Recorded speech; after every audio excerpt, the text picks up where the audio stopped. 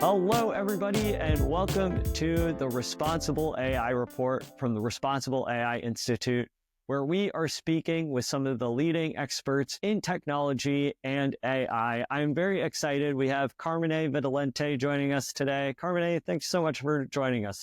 Hi, Patrick. Hi, everyone. Thank you. Thank you for having me. It's very great to have the opportunity to chat with you today, Carmine. We are really seeing a lot happening in the AI space across many different industries, but especially in the entertainment industry. Of course, working at Paramount, you are, boots on the ground with regards to what's involved with cybersecurity, what's going on with data and people's data as well. A recent Forbes article explored how AI is revolutionizing the entertainment industry, but not only is it revolutionizing the industry, but it's also creating a lot of legal and security risks, including the potential data breach risks, systemic risks, as well as a lack of frameworks. And then, of course, there's a lot of conversations around IP protections in the entertainment sector as well. So I'm wondering if we could start there, Carmine, with our discussion today. Given the legal uncertainties around AI and entertainment, what specific cybersecurity protocols should studios implement to protect their intellectual property when integrating AI tools? That's a great question. I'm going to try to answer in two parts. The first part is more broad. It doesn't necessarily just impact or relate to studios and media and entertainment. I would say that the first thing that organizations should be doing at this point is at least have an understanding of how they are using AI. What kind of tools are they using? If they're using off-the-shelf products, if they're leveraging engines, third-party engines like Google Vertex or AWS, SageMaker, and so on to build their own capabilities, or whether they're developing their own LLMs or models. So to me, that's the first step, just understanding the environment and how they're using it. Now, more specifically to media entertainment and studios, of course, a big theme is the content. And then to your point, all the legal conversation and about copyright and content security and breach of content, that's one of the key items. So I would say that some of the things that are extremely relevant in this space is, first of all, making sure that you can track the content and where the content is coming at every step throughout the process. So even when you create content leveraging AI technology, there's a way to use the blockchain technology or other integrity check to ensure that that content comes from reputable sources and ensure the authenticity of that content. That's one team. The other teams are related mainly to basic security around AI and the use of AI. So if you're developing your own LLMs, your own models, making sure that access to those models is restricted. Where do you store those models in your cloud environment? Again, ensuring that that cloud environment is segregated and from an access and identity perspective, it's all restricted. Other things may also be making sure that you implement measures to prevent poisoning of the models. Again, integrity checks and model validation to ensure that, the models cannot be reverse engineered. So these, I would say, are some of the basic protocols and controls. I would add that there is one big team for companies like Paramount in this case that are also doing news, and that's fake content. How do you recognize fake content? And that's been a key item since the AI introduction, the whole AI bubble. That's been a big topic here at Paramount, but even speaking to peers in the industry, it's a big team. And sorry to interrupt too. By fake content, just for our listeners who are tuning in, do you mean misinformation or disinformation, or do you mean something else by fake content? Yeah, misinformation. So you probably seen. I think everybody has seen the videos or even photos of the Pope wearing a puff jacket and things like that. So I'm referring to those kind of content. So recognizing not just the full content, but even pieces of content within real content, and make sure that we can always provide real data and real news and real content to our consumer and to people who watch TV. Yeah, you make a really good point too, that there are a lot of layers to this, especially when it comes to cybersecurity and entertainment. I imagine it's been quite a process trying to keep up just with all the AI innovation that's going on. I'm wondering, with that said, how you believe entertainment companies can balance innovation while mitigating risks at the same time, especially because a lot of the content that is being put out there that is trained by AI systems is potentially being trained using sensitive and copyrighted data sets. So how do we strike that balance with that said?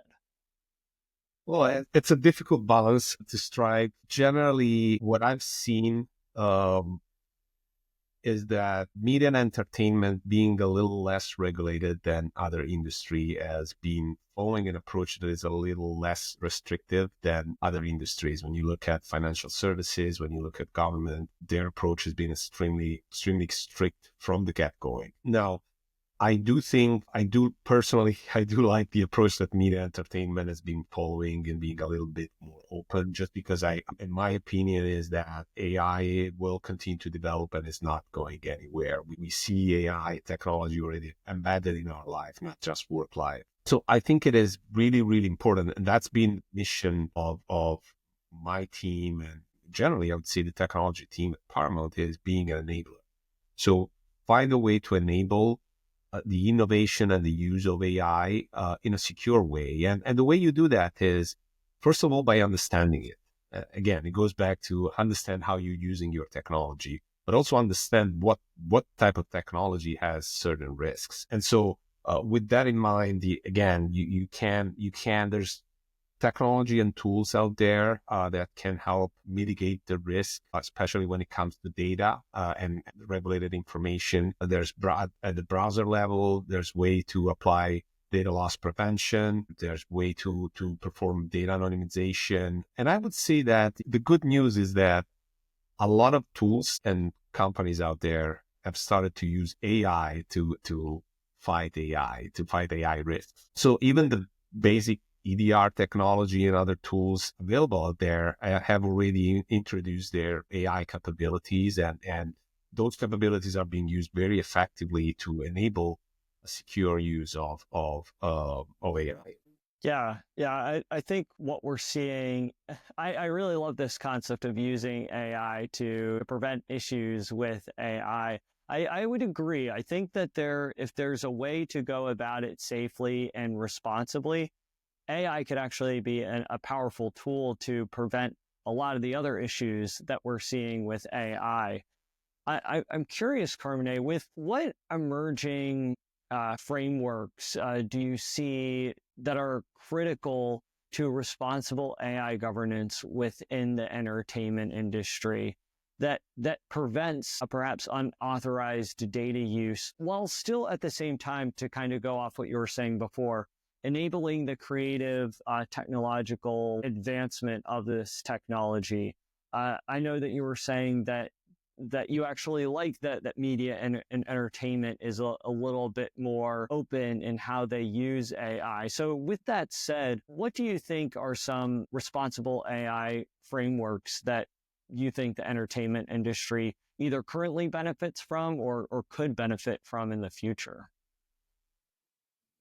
I would say, Patrick, it's to me, it always goes back to the risk-based approach. And potentially, I have seen a really good risk framework coming up, or at least introducing AI components and specifics on how to manage AI risks. The FAIRCOM methodology, risk quantification methodology, is a great example where they are able to really quantify risk, even AI risk, and they provide often a monetary value associated with the risk. And that kind of gives you a lot of good quantitative data and measure to say, okay, I feel the value that I'm getting from leveraging AI or from leveraging this technology or leaving ChatGPT open and things like that, it's higher than the risk that I'm taking by doing it. So it gives you that perspective. So I would say I would definitely look, and that's what I've been doing. I would definitely look into risk methodologies and how they are extending to the AI overall risk approach. Then the other thing is, again, there's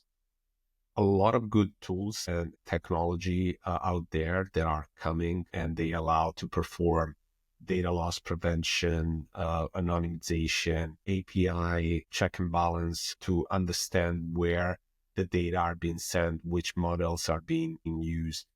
The whole conversation about DeepSeek in this past couple of weeks, so everybody's concerned. What are we doing? I've heard peers have been calling me and telling me we've been blocking it. Other people have been saying, no, we don't want to block it so far. The good news is that there's tools out there that people are using already. And then they have introduced capabilities to identify whether you're sending that data to specific LLMs out there. So it can be done, and it's nothing necessarily revolutionary. It's just, again, the tools that we're already using, introducing AI capabilities in their offering. So often it's just a matter of exploring those capabilities and leveraging them. And sometimes we may not know. So what I would recommend is explore the capabilities that have been introduced in your current technology. Look at tools like Waze, CrowdStrike, Qualys, and so on. And they are introducing a lot of great AI capabilities that can really help you identify AI risk and of course respond to AI risk. But I'll conclude by saying, again, going back to my initial point, it is absolutely important to understand how you're using AI today, because that's going to give you a sense of what you need to do, what you want to do, or what you have to do. Yeah, that's a great way to end our episode today, Carmine, is always being intentional with the way that we're using AI. And that really will frame things up nicely with regards to, okay, what frameworks, what guardrails need to be put in place. I cannot thank you enough for taking the time to join us for the show today. And not only for taking the time, Carmine, but I also just really appreciate your perspective with this work as well. I could tell that just through your years of experience that you really value implementing new technologies safely, but at the same time, embracing these new technologies. Because as you were saying, things are just going to continue to advance. It's not worthwhile to just push it aside and not learn it. But when we embrace these tools, I believe that we have that opportunity to do so in a responsible way, be that through data, cybersecurity, responsible AI, what have you. Before we sign off, I'm just wondering if you could share with our listeners where they can find out more information about you and the work that you do.